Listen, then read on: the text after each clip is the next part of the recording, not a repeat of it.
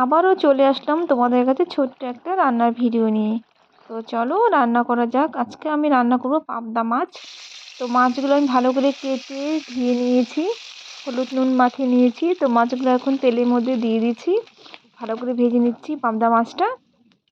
পাবদা মাছের হালকা ঝোল পাতলা খুব ভালো লাগে, যেহেতু এখন একটু হালকা হালকা গরম পড়ছে, এই সময় পাতলা মাছের ঝোল শরীরের পক্ষে খুবই ভালো খাবার। তো তার জন্য আমি মাছগুলো ভাজা হয়ে গেছে, এখন আমি হালকা বেগুনটাকে ভেজে নিব।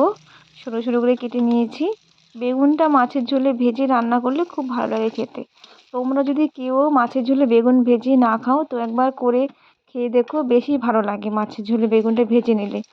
তো মাছের ঝোলে বেগুনটা ভাজা হয়ে গেল, এখন আমি আলুগুলোকে হালকা একটু ভেজে নেব।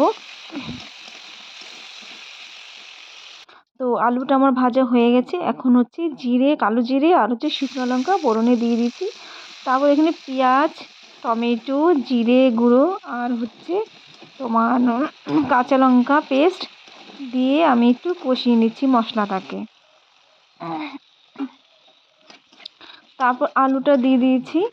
তো আলুটা দিয়ে এখন মশলাটাকে একটু ভালো করে কষিয়ে নিয়ে আমি হালকা গরম জল দিয়ে দেবো। তো একটু ঢাকা দিয়ে দিলাম, দিয়ে আমি গরম জল দিয়ে দিয়েছি। দিয়ে আমি বেগুনটা যে ভেজে রেখেছিলাম সেই বেগুনটা ঝোলের মধ্যে দিয়ে দিচ্ছি, দিয়ে একটু ফুটিয়ে নিয়ে আমি হচ্ছে মাছটা দিয়ে দেবো। তো আমি মাছটা দিয়ে এখন ফুটিয়ে নিব হালকা করে।